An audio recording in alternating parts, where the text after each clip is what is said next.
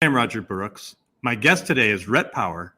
In 2007, you co-founded Wild Creations and quickly built the startup toy company into the 2010 fastest growing business in South Carolina. You and your team won over 40 national awards for your innovative toys.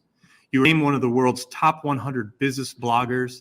And in 2018, you were named the best small business coach in the US.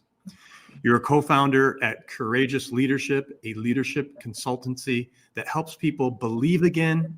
McGraw Hill published your second best-selling book, The Entrepreneur's Book of Actions. You're also a regular contributor to Inc. magazine, Forbes, and Thrive Global. Rhett, welcome to the show. Roger, it's a real pleasure to be here, man. It's awesome. And we were talking a little bit offline, and one thing I just have to share, it doesn't happen that often, but we're both the same age. We're both 51. And I love connecting with people that are the same age and from the same era. There's just something special about that. Now, I did find out I'm a little bit older than you. So there's a little bit of a respect factor there. I'm like a little bit of an older brother. You are, man. You got a little bit more wisdom, just a little bit, just a little bit. Even if it's a couple of months. You got to respect it. You're a 60s baby, and I'm a 70s baby. That's true. That is right? true. So, that's right. You got to respect that. No, well, it's great to have you on, and there's so much to talk to you about. And I really enjoyed going through the research of all of this work that you've done over your career. And it's amazing to finally be able to connect with you and talk about that. But I really wanted to start somewhere softer, and that is put a post out recently on LinkedIn. And you said this, you said, be an encourager. The world has plenty of critics. I really like that post. I love that quote, but I want to ask you, what prompted you to put that out? And talk about some of the engagement and reactions you received. Well, I mean, I think we're all frustrated, right? And it doesn't matter. This is not a political discussion, but I think that we're all frustrated with the dialogue today and how it's done and how, I grew up, in a family where dialogue and conversation and voicing your opinion mattered and how you did that was important, right? How you talk to each other is important because in the way that you talk to each other, you can come to consensus, right? You can, if you respect other people's opinions, you respect other people and their views, then you can ultimately build consensus and find common ground. And, the other thing is that we often, I remember the first time I'll get into this maybe in a little bit, but I've sort of defined my life by quitting. And I remember quitting one of my first jobs to say, well, I'm going to start a business. And I remember the look on people's face of, why would you do that? You're getting paid really well. You're having fun. You're doing something good, but you're quitting to start a business. And the look of the sort of the critic of the why I shouldn't was there. And, we have people that sort of criticize everything that we do and the way we do it. And I think, to me, I would just rather live in a world where people support what you're trying to do and what you're trying to accomplish. And I think that's more productive. So that was the sort of, I was thinking about it. I had a conversation that I wasn't particularly happy with the day before. And it just occurred to me that I needed to, this was actually, that post was really for my own mental model, right? It was for my own inner dialogue, my own inner conversation of when I'm talking to somebody, be supportive. Don't be a critic. It's easy to be critical. It's easy to, but I don't live in that person's mind or in their shoes. And so, yes, we often have to, when I'm talking to my teenager, I have to say, why did you do that? Or what was your, but we can question and we can ask and be inquisitive and curious without being critical. No, it's such a great point. And look, for people, because I know you're a coach as well, for people that might be struggling with this, say in their career, and they go to their boss, and every time they bring something up to their boss, it's either critical or you shouldn't do it that way, you should do it this way. what do you say to people? How can we help some of those people today? I think you just got to keep trying, right?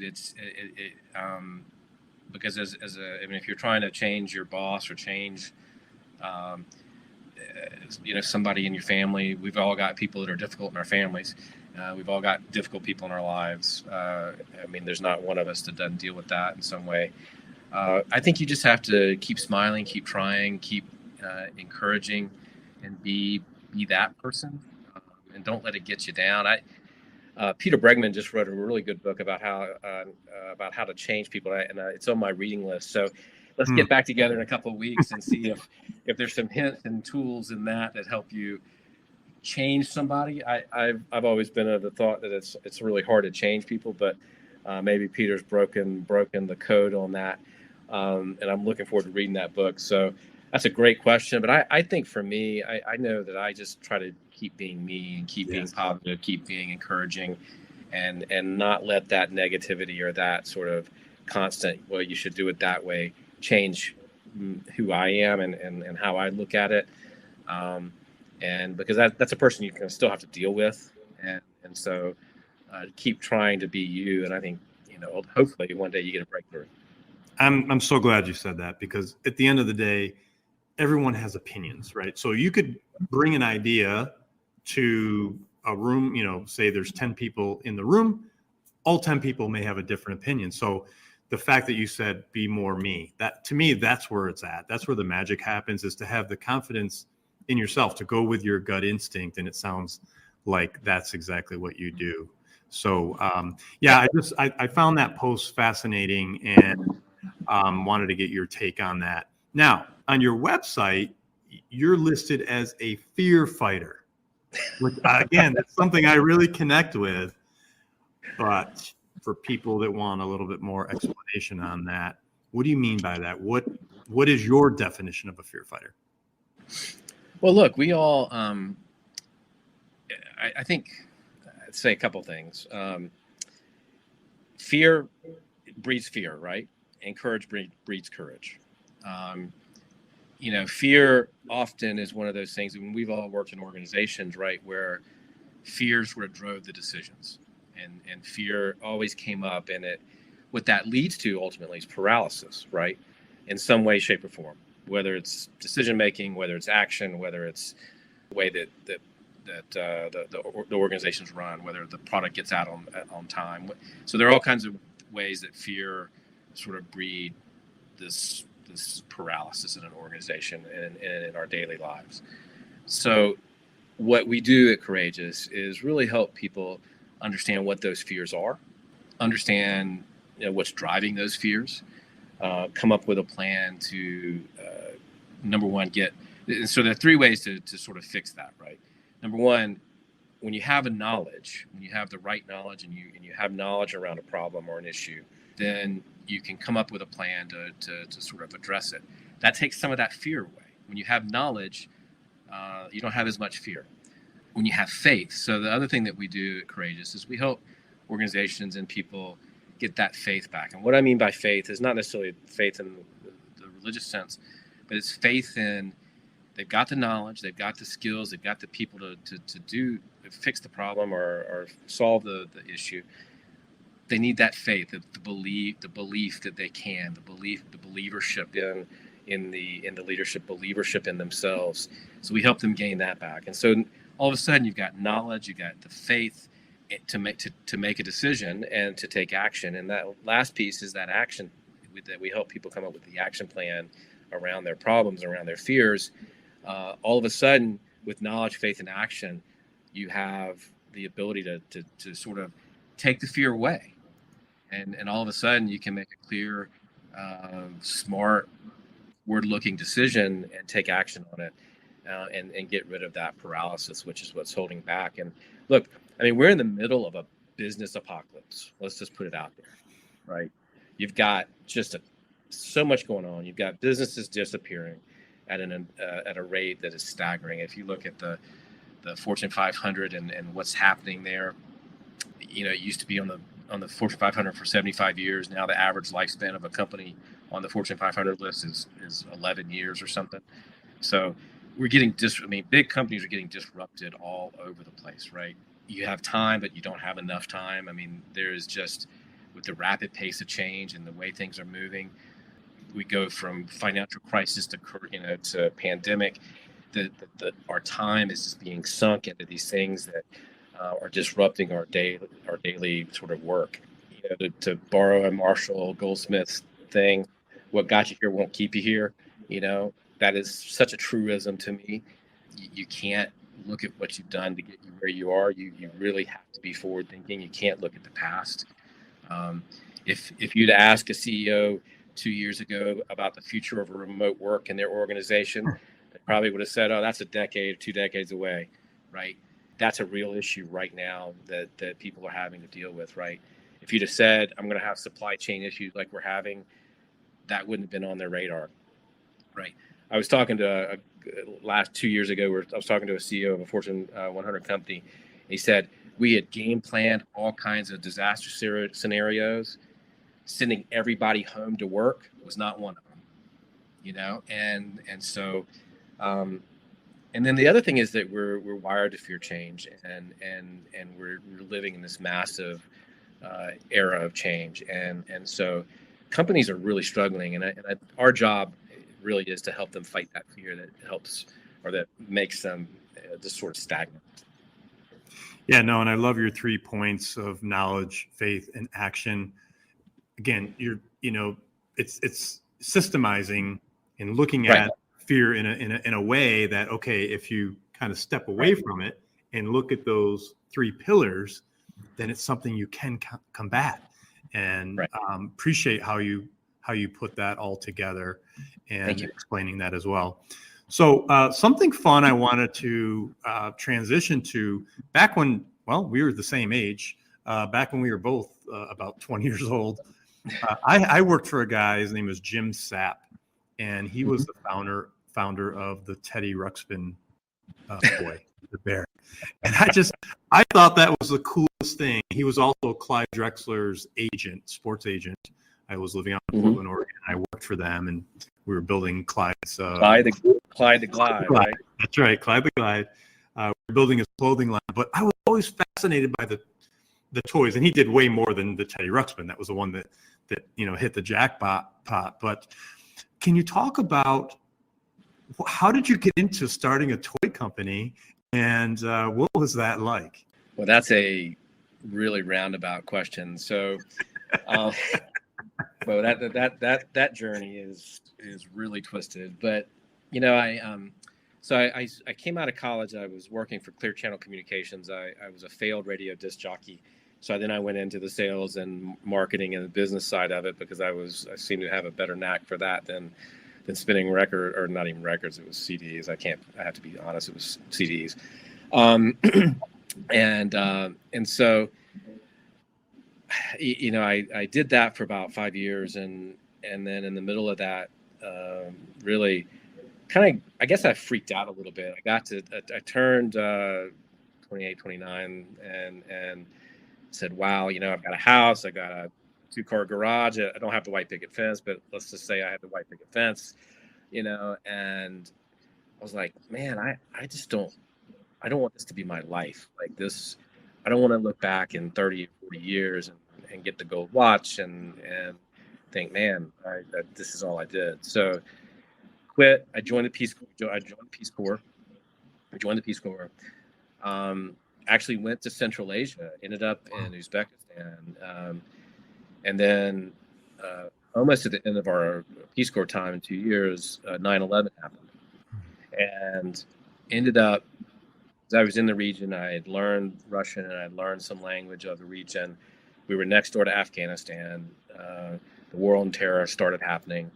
I took a job almost immediately with USAID, went into Tajikistan, and was helping with cross-border trade issues. And, so I'd gone from radio to Peace Corps to now brokering trade deals and helping enterprise establish, because the region was transitioning from a Soviet-based economy at the time It was only about 10 or 12 years removed from the wall, the Soviet Union collapse.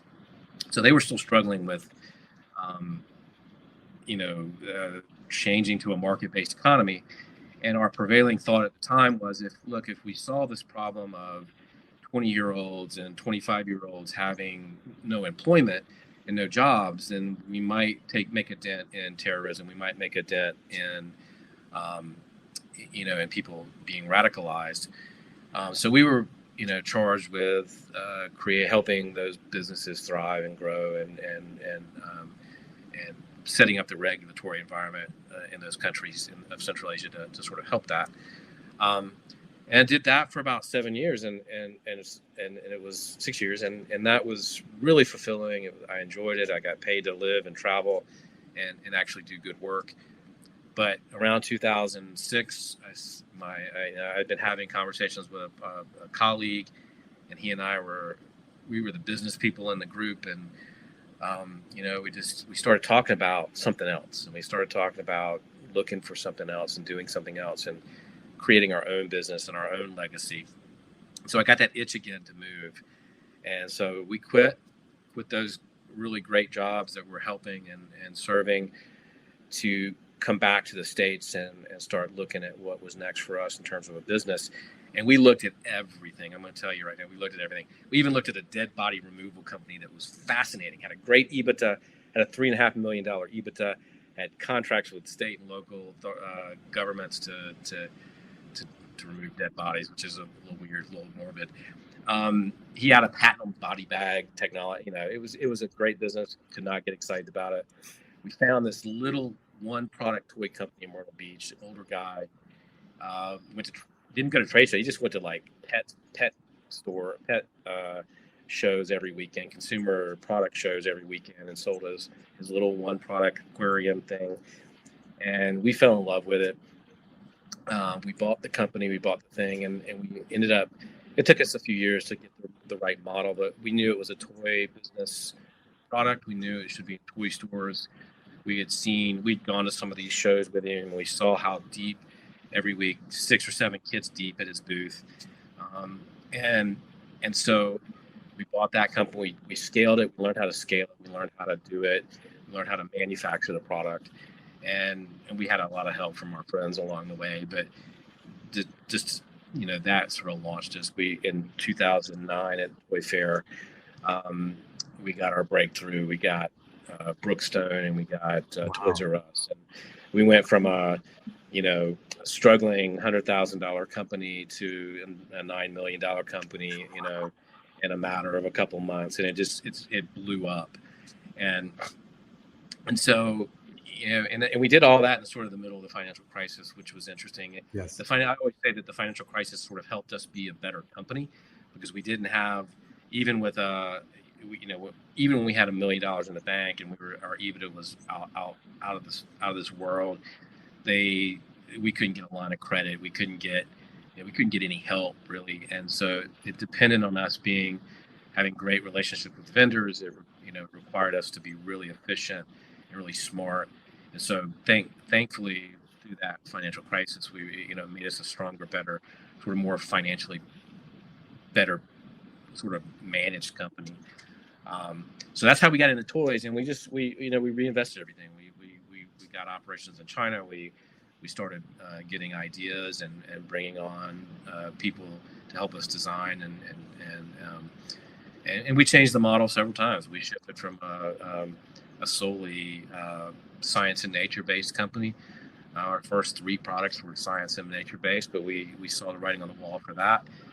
Shifted and pivoted, and ultimately became a sort of a private label toy maker. But that was a journey, and it was a blast. There was so many ups and downs in that, but it was really a learning. I'm always amazed at how much you mature, particularly your first time as an entrepreneur, and the things that bothered us early on that would almost make you break down and cry, and wither in the corner and just get into a little ball and say, "Oh my God, what have I done?"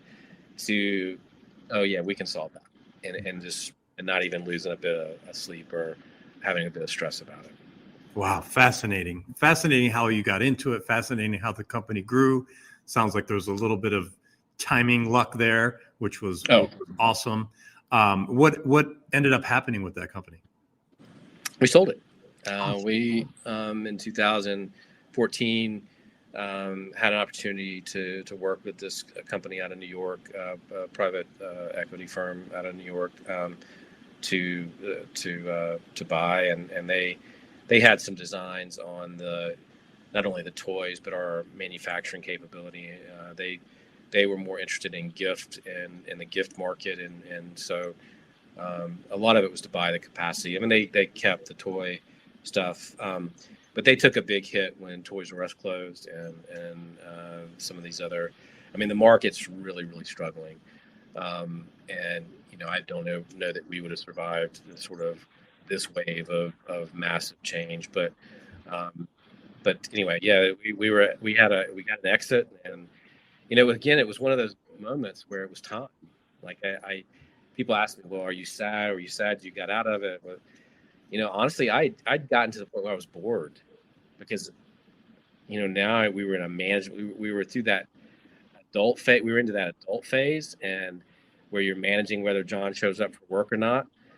And I was less interested in that. The growth phase was really exciting. Just awesome, Rhett. Just awesome. So how did you transition into your next phase, and what came next after the sale in 2014? A lot of searching. I had started doing some writing for Inc. and at the time, and that led to writing a couple books, and that led to working with writing for Forbes and Inc. and really thinking about what was next. And I've done some investment in some other companies, and we've done I've done some startup stuff with as an advisor and investor, and that's been great. And I continue to do that because I love that startup energy and phase. But I was at a conference and with Mark Thompson, who's a longtime coach, and started looking at coaching because I had good advisors, and that I kept getting drawn back to that, and I had been a teacher in Peace Corps at a college, and I thought a lot about that, and that I liked the helping people and helping them open up their thinking to other possibilities. And so coaching, that's what happened. And then at first it was more broad. It was, well, let me kind of wear a couple hats. I can be a consultant because I can come in and I can help people with a product, or I can help people with a marketing challenge or a structural problem in the company. And it was less about the coaching. I wasn't sure what that was going to look like, but as I grew and matured and learned where my value was, it's gotten a lot more narrow into that coaching side, which is the leader, and that's what we do at Courageous is that really helping people break through the barriers that are holding them back, and that's where the focus is now, and it's really with high performing companies and companies that are already doing really good work, but can find that other gear. We all have another gear, right? We all have a next level where we can operate, and we don't operate in that gear very often. But we need to be operating in that gear, particularly with the environment that we're all working in now. We have to be operating in that other gear a lot more. Yes, no, I totally agree with that. And again, we're broadcasting on LinkedIn, where there's a lot of business people that are in need of coaching help. Who is your ideal client? Who are the types of people that you're able to help? I love people who are athletes who are coming out of professional athletic situation or something, or been athletes in college. People who understand the value of coaching and understand that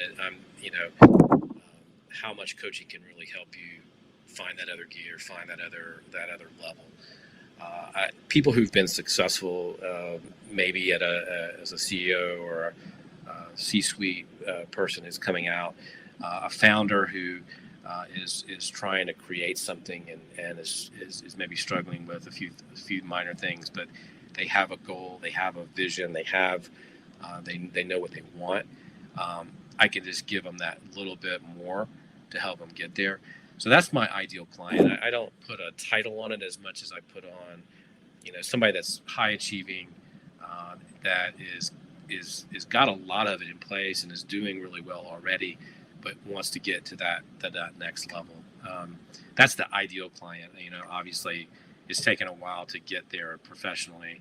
I've had to sort of learn and study and learn and be guided by other coaches, and I've had to coach people who are not at that place, and that's okay. But I know that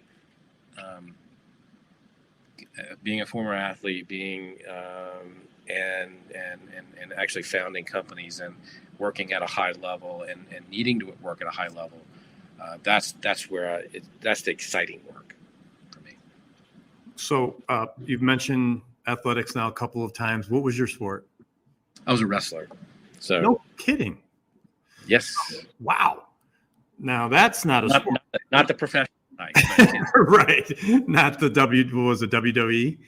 WWE. Yeah. No, wrestling's a fascinating sport, and I've had friends that have wrestled and have always been interested in that. It actually works with some people that have wrestled. What is it about wrestling in particular that, because I know many wrestlers are high achievers. There seems to be some connection to that. What did you find in your wrestling, training and the coaches that you had? What is it about that? Is there something there that's a little bit different than other sports? I'm just interested and intrigued. I don't know, but I've done a lot of thinking about that from a sort of inner work and personal work on myself to understand myself a little bit more.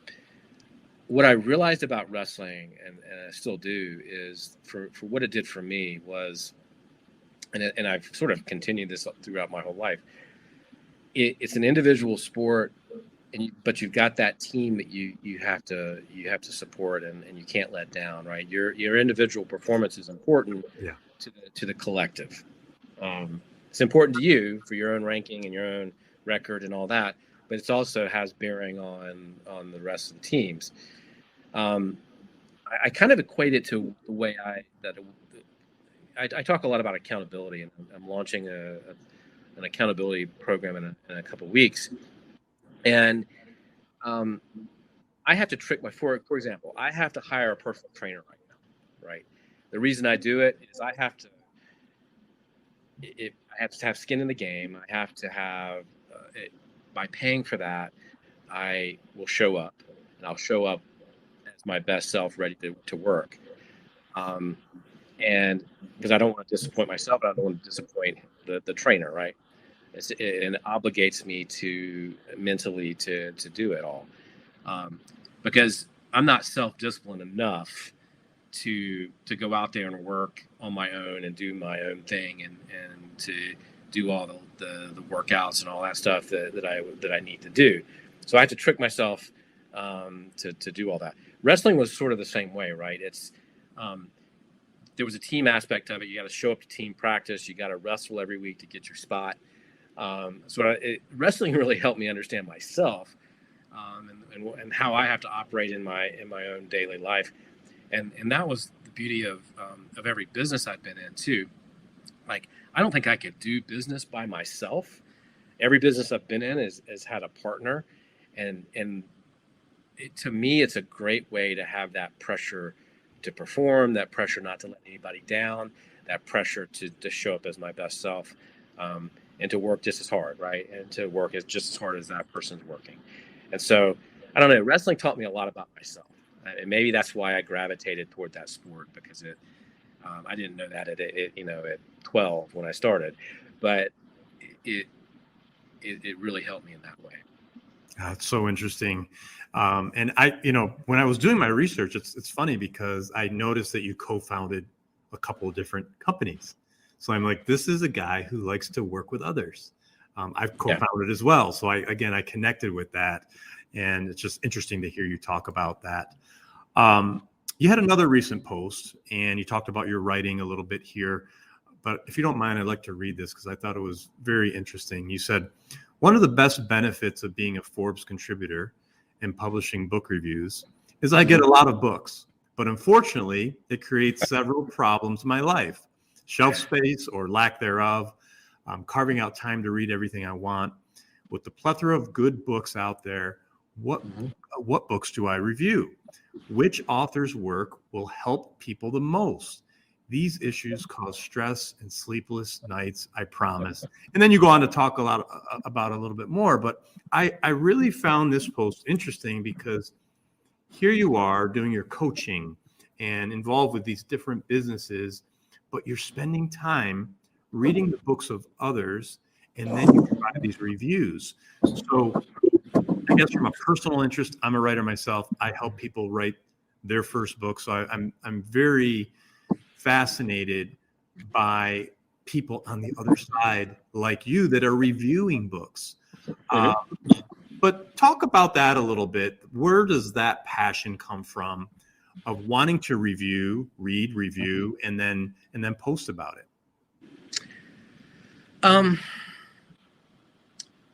I guess it just feels like it's what I'm supposed to be doing. I don't know if that makes any sense. Oh yes.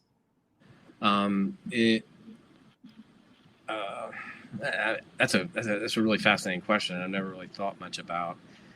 I just kind of like the idea of sharing what I'm doing, what I'm reading, and what might help me, because I know that there are people out there that like me are struggling with the question, well, what's next? What do I read? What's going to help me? What's going to be the most valuable use of my time as we're questioning time, right? As we're all just uber busy, and some of that's self-inflicted, some of that's just real. So to me, it was about helping people sort of consolidate down into some books that may really have impact on their lives and be helpful to them. And that was really the motivation. There's nothing really deeper than that. It's I think it's kind of fun. And the free books aren't bad. That's for sure. And I do really like at the end of the post how you list the 5 books, that you recommend. And again, good way to help those authors, and good to help the people that are looking at your post and say, oh, okay, maybe these are some books that I can read that might be able to help me. But it also sounds like we have one other thing in common, and that is, and you mentioned this earlier, we are constantly learning and growing. And I think that's important for people to be open to, that no one knows it all. And as much as we know about one subject, there's a million other subjects that we don't know about. So how does this constant learning help us to grow in our own area? And we could sometimes learn by studying or reading books that have nothing to do with our actual work. Would you agree? Hands down. I mean, anytime we can learn something different. I mean, some of these books aren't necessarily related to my business, but if I can read something that helps me have a better conversation, if I read something that helps me maybe think about a problem in a different way, it's helpful. And I don't know, I kind of just feel like in order to, we're not in school anymore, right? And the best way for us to learn and is to have meaningful conversations, surround ourselves with smart people who are doing things really well, whether it's in our industry or not. Surround ourselves with good leaders and people who we admire and want to emulate. And then the other part of that is to read and consume. And it doesn't mean we agree with it. I don't agree with everything I read, but at the same time, it gives me perspective and it makes me at least think. Think, feel, and do. I think if a book can make me think, feel, and do something different, then that's a win. Yeah. No, you nailed it. To me, it's all about perspective and looking at things from different perspectives. Okay, so a couple more questions here before I let you go, Rhett. All right. The first one is, I would love to know a little bit more about your writing process. As I mentioned, I help people write their first book. There's so many people out there. Everyone has a book in them. I believe that. But there's so many people out there that have the fear. We talked about that. But then, if they get over the fear of wanting to write a book, how do they start?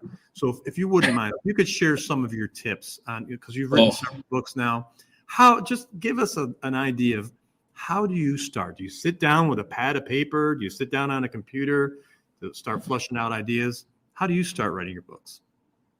Oh, they're painful, Roger. They're painful. They're painful, man. I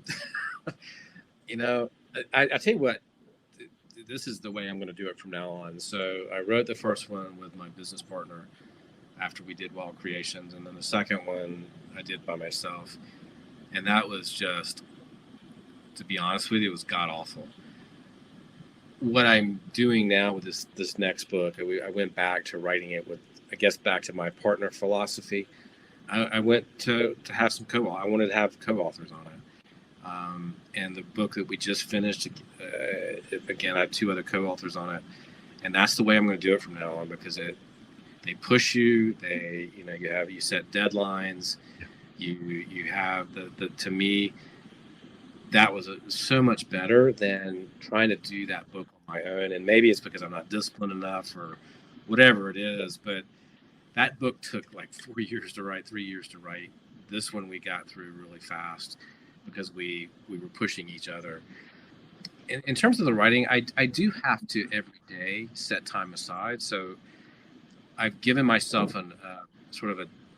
with Forbes and Thrive and CEO World, a couple of these other things that I write for, I do a column a week. So I'm forcing myself to sit down and write every week. And I do set time aside on the calendar with undisturbed time, where I don't answer the phone. I don't look at email or internet or social media at all. And I sit down to write an article, and I try to write it, and I give myself a couple hours a week to do that. There's some weeks where I have 2 or 3 things due. I'll set aside more time, and I just have to do it that way to get in the right space and give myself the room and the thought to do it. So it is a matter of setting aside a time to do it for me. And I think with my worst case of ADHD in the world, I have to set aside time to do it and get off all of the distractions, get the distractions out of my way to do it. Because if Facebook or Instagram or LinkedIn is sitting in front of me, I'll go down some rabbit hole. So I do have to cut all that stuff off and write. Yeah. No, that's great, and I totally could relate to that. But I do want to make you feel. I need your book process is what I. I do want to make you feel good about something. 3 years, it's long, but it's not that long. I've been working on a novel going on 10 years. Next year it'll be 10 years. Wow. So it's coming to completion. It was one of those books that I did a little here and there, but spent a lot of hours over this last decade. So 3 years is nothing. Well, that makes me feel better. Yes. Well, thank you, Ron. Absolutely.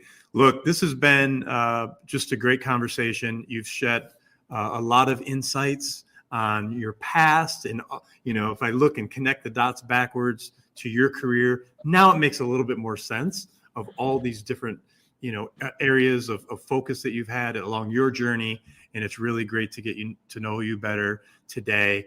One last question before I let you go. I try to ask every guest this, and that is, you still have a lot of life to live, like me, because we're the same age. At the end of the day, what do you want your legacy to be? I've actually had some friends pass away recently, and a cousin that passed away last year, and that were my age. And I've thought a lot about that question. I want my legacy to be one of that you followed your dreams, you followed your heart, you followed your gut, and you tried.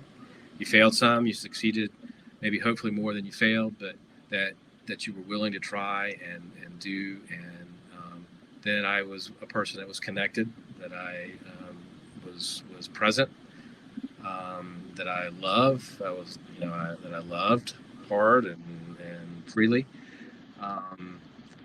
To me, it's not about the business success or any of that other stuff. I just I want people to say that was a life well lived. I think if people can say that about me, then great. I'd love to leave, a business behind, or, something like that. I thought about that when I was in the toy business. It would be great to leave this as a legacy company.